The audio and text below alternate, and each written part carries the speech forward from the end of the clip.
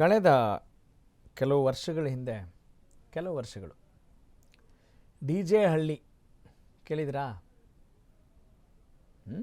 ಕೇಳಿದಿರಿ. DJ ಹಳ್ಳಿ ತುಂಬ ಒಳ್ಳೆಯ ಕಾರಣಕ್ಕೇನು ಸುದ್ದಿ ಆಗಿರಲಿಲ್ಲ. ಈಗ ಮತ್ತೆ DJ ಹಳ್ಳಿ, ಅದೇ DJ ಹಳ್ಳಿ ಮತ್ತೆ ಸುದ್ದಿಯಲ್ಲಿದೆ ಕೆಟ್ಟ ಕಾರಣಕ್ಕೆ. ಏನದು ಕಾರಣ? This is the reason, this is the ಕಾಸ್. ಮತ್ತೆ ಕೆಟ್ಟ ಕಾರಣಕ್ಕೆ ಸುದ್ದಿ ಆಗ್ತಾ ಇದೆ DJ ಹಳ್ಳಿ.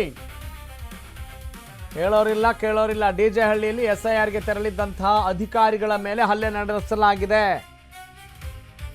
ರಕ್ತ ಬರುವಂತೆ ಇಬ್ಬರು ಮುಸ್ಲಿಂ ಯುವಕರು ಹೊಡೆದಿದ್ದಾರೆ. ಹಾಗೆಯೇ ಅವರು ಅರೆಸ್ಟ್ ಕೂಡ ಆಗಿದ್ದಾರೆ. ಯಾರಬ್ ಮತ್ತು ದಸ್ತಗೀರ್ ಅನ್ನುವ ಇಬ್ಬರು ಆರೋಪಿಗಳು ಲಾಕ್ ಆಗಿದ್ದಾರೆ. ನಿನ್ನೆ ಮಧ್ಯಾಹ್ನ DJ ಹಳ್ಳಿಗೆ ಆ SIR ಪ್ರಕ್ರಿಯೆಗೆ ಅಧಿಕಾರಿಗಳು ತಮ್ಮ ಕೆಲಸ ಮಾಡೋಕ್ಕೆ ಹೋಗಿರ್ತಾರ್ರಿ.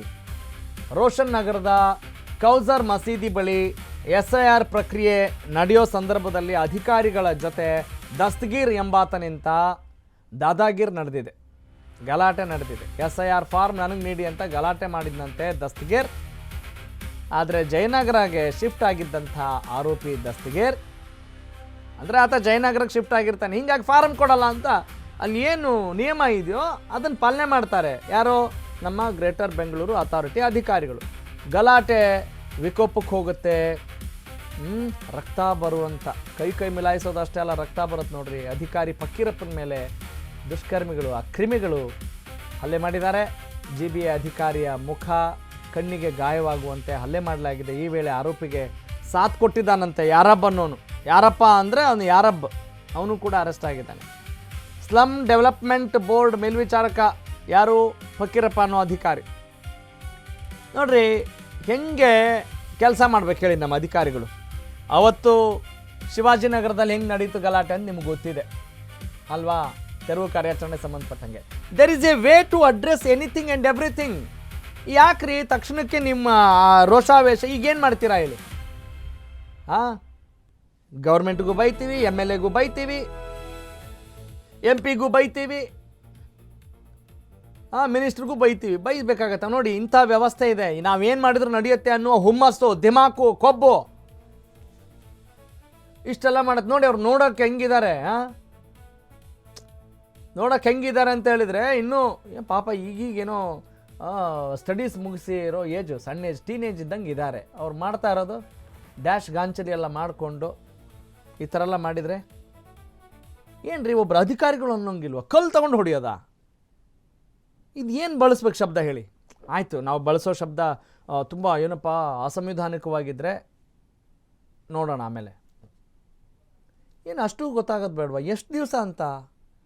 ಎಸ್, ನನ್ನ ಕಲೀಗ್, ನಮ್ಮ ಕೋರ್ಟ್ ಕರೆಸ್ಪಾಂಡೆಂಟ್ ಅರುಣ್ ಈ ಬಗ್ಗೆ ಮತ್ತಷ್ಟು ಮಾಹಿತಿ ನೀಡ್ತಾರೆ. ಅರುಣ್, ಇಂಥ ಸುದ್ದಿ ನೋಡಿದಾಗ ನಮಗೆ ಇಲ್ಲಿ ರೋಷ ಉಕ್ಕಿ ಹರಿಯುತ್ತೆ. ಪಾಪ ಫಕೀರಪ್ಪ ಅನ್ನೋ ಅಧಿಕಾರಿಗೆ ಹೊಡೆದಿದ್ದಾರಲ್ಲ, ನಿಜಕ್ಕೂ ಫಕೀರಪ್ಪ ಅವ್ರದ್ದು ಏನಾದರೂ ತಪ್ಪಿತ್ತೇನ್ರಿ?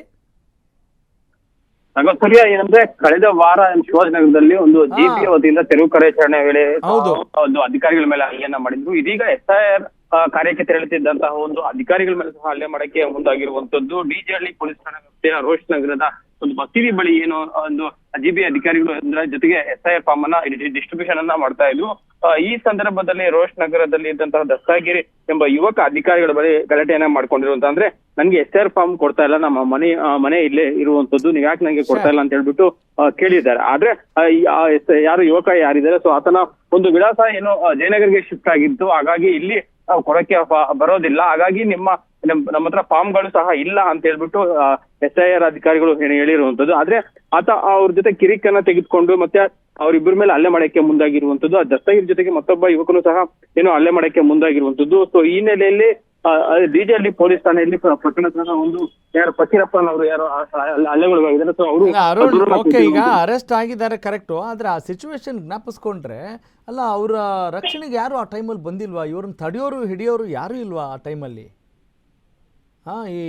ಏನಂದ್ರೆ ಆ ಒಂದು ಸಂದರ್ಭದಲ್ಲಿ ಏನು ನಿನ್ನೆ ಮಧ್ಯಾಹ್ನ 1:30 ಸುಮಾರಿಗೆ ಈ ಒಂದು ಘಟನೆ ಆಗಿರುವಂತದ್ದು. ಕೂಡಲೇ ಅಲ್ಲಿನ ಸಂಬಂಧಪಟ್ಟಂತಹ ಅವರ ಮೇಲಧಿಕಾರಿಗಳಿಗೆ ಮೊದಲನೇದಾಗಿ ಮಾಹಿತಿಯನ್ನ ಕೊಟ್ಟಿರುವಂತದ್ದು. ಮತ್ತೆ ಅಲ್ಲೇ ಸ್ಥಳೀಯ ಏನು 112 ವಾಹನಕ್ಕೆ ಅವರು ಕರೆ ಮಾಡಿ ಇಮಿಡಿಯೇಟ್ಲಿ ಸೂಚನೆಯನ್ನ ಕೊಟ್ಟಿರುವಂತದ್ದು. ಆ ನಂತರ ಕೂಡಲೇ ಸ್ಥಳಕ್ಕೆ ಬಂದಂತಹ 112 ವಾಹನ ಹೊಯ್ಸಳ ಪೊಲೀಸರು ಸಹ ಏನು ಅವರಿಬ್ರು ಯಾರು ಹಲ್ಲೆ ಮಾಡಕ್ಕೆ ಮುಂದಾಗಿದ್ರು ಮತ್ತೆ ಹಲ್ಲೆ ಮಾಡಿದ್ರು ಅವರಿಬ್ಬರನ್ನು ಸಹ ವಶಕ್ಕೆ ಪಡ್ಕೊಂಡು ವಿಚಾರಣೆಯನ್ನ ಮಾಡ್ತಾ ಇರುವಂತದ್ದು. ಅಂದ್ರೆ ಮೇಲ್ನೋಟಕ್ಕೆ ಏನೋ ಈ ರೀತಿ ಅಧಿಕಾರಿಗಳು ಕೆಲಸ ಮಾಡಕ್ಕೆ ಹೋಗುವಂತ ಸಂದರ್ಭದಲ್ಲಿ ಅವರ ಮೇಲೆ ಹಲ್ಲೆ ಮಾಡಕ್ಕೆ ಮುಂದಾಗ್ತಾ ಇರುವಂತದ್ದು ಎಲ್ಲೋ ಒಂದ್ ಕಡೆ ಅಲ್ಲಿ ಸಾರ್ವಜನಿಕ ವಲಯದಲ್ಲಿ ಮತ್ತೆ ಅಧಿಕಾರಿಗಳಿಗೆ ಸಹ ಯಾವ ರೀತಿ ಸೇಫ್ಟಿ ಇರುತ್ತೆ ಅನ್ನೋದನ್ನ ಸಹ ಈ ಸಂದರ್ಭದಲ್ಲಿ ಪ್ರಶ್ನೆಯನ್ನ ಅಲ್ಲ, ಈಗ ಯಾಕೆ ಶಿವಾಜಿನಗರ DJ ಹಳ್ಳಿಯಲ್ಲಿ ಹಿಂಗಾಗ್ತಾ ಇದೆ ಅಂತ ಒಂದು ಪ್ರಶ್ನೆ ಬರುತ್ತಲ್ವಾ ಅರುಣ್? ನೀವು ಬಹಳಷ್ಟು ರಿಪೋರ್ಟಿಂಗ್ ಮಾಡಿರ್ತೀರಿ ಈ ವಿಚಾರ, ನೀವು ಕ್ರೈಮಿಗೆ ಸಂಬಂಧಪಟ್ಟಂಗೆ. ಏನು ಅನ್ಸುತ್ತೆ? ಖಂಡಿತವಾಗ್ಲೂ ರಾಘವೇಶ್ವರಿ, ಯಾಕಂದ್ರೆ ಡಿಜೆಲಿ ಇರ್ಬೋದು, ಶಿವಾಜಿನಗರ ಇರ್ಬೋದು, ಮತ್ತೆ ಬೇರೆ ಬೇರೆ ಮತ್ತಿತರ ಅಲ್ಲ, ಈಗ ರೀಸೆಂಟ್ ಆಗಿ ನಡೆದಿರೋ ಉದಾಹರಣೆ ನೋಡಿದಾಗ ಒಂದು ಆಶ್ಚರ್ಯ ಆಗುತ್ತಲ್ಲ, ಶಾಕಿಂಗ್ ಅನ್ಸುತ್ತಲ್ಲ. ನಮ್ಮ ಈ ಕಾಂಗ್ರೆಸ್ ಗೌರ್ಮೆಂಟ್ ಇದ್ರೆ ನಾವು ಏನು ಬೇಕಾದ್ರೂ ಮಾಡ್ಬೋದು ಅಂತ ಏನಾದರೂ ಇದ್ದಂಗೆ ಇದೆಯಾ? Just I am asking, correct me if I am wrong. ರಾಘವೇಶ್ವರ್ಯ, ಏನಂದ್ರೆ ಈ ರೀತಿಯ ಘಟನೆಗಳು ಒಂದು ಹಿಂದೆನೂ ಸಹ ನಡೆದಿರುವಂತದ್ದು. ಆದ್ರೆ ಈ ರೀತಿ SRI ಮತ್ತೆ GBA ತಿರುವು ವೇಳೆ ಸಹ ಅಧಿಕಾರಿಗಳ ಮೇಲೆ ಹಲ್ಲೆಗಳನ್ನ ಮಾಡಕ್ಕೆ ಮುಂದಾಗಿರುವಂತದ್ದು. ಒಂದ್ ಕಡೆ ಎಲ್ಲೋ ಒಂದ್ ಕಡೆ ಸರ್ಕಾರಗಳು ಅವರನ್ನು ಓಲೈಕೆ ಮಾಡುತ್ತಾ ಅಥವಾ ನಮ್ಮ ಸರ್ಕಾರ ಬಂದ್ರೆ ಅದನ್ನ ಪ್ರಕರಣ ಹಿಂಪಡೆಯುತ್ತೆ ಅನ್ನೋದು ಏನಾದ್ರು ಅವರ ಮನಸ್ಥಿತಿಯಲ್ಲಿ ಇರಿದೆಯಾ ಇಲ್ವ ಅನ್ನೋದು ಸಹ ಗೊತ್ತಿಲ್ಲ. ಆದ್ರೆ ಈಗ ಏನೋ ಒಂದು ಸರ್ಕಾರ ಏನೋ ಪೊಲೀಸರ ಗಮನಕ್ಕೆ ಬಂದ ತಕ್ಷಣ ಕೂಡಲೇ FIR ದಾಖಲು ಮಾಡಿಕೊಂಡು ಇಬ್ಬರನ್ನ ಬಂಧನ ಮಾಡಿರುವಂತದ್ದು. ಆದ್ರೆ ಈ ಬಗ್ಗೆ ಮುಂದಿನ ದಿನಗಳಲ್ಲಿ ಆರೋಪಿಗಳಿಗೆ ಯಾವುದೇ ರೀತಿಯಂತ ಕ್ಷಮಾದಾನ ಇರುವಂತದ್ದು ಇರ್ಬೋದು, ಅಥವಾ ಅವರ ಮೇಲಿನ ಪ್ರಕರಣಗಳನ್ನ ವಾಪಸ್ ತೆಗೆದುಕೊಳ್ಳದೆ ಪ್ರಕರಣ ಮುಂದುವರಿಸದೆ ಮುಂದಿನ ದಿನಗಳಲ್ಲಿ ಇಂಥ ಘಟನೆಗಳು ಆಗದಂತೆ ತಡೆಯುವಂತ ಕಾರ್ಯ ಮಾಡಬಹುದಂತದ್ದು. ಆಗುತ್ತದೆ. Got it, thank you Arun. ನೋಡಿ, ಇದಕ್ಕಿಂತ ದೊಡ್ಡ ಕೆಟ್ಟ ಘಟನೆಗಳು ನಡೆದ್ರೂ ಕೂಡ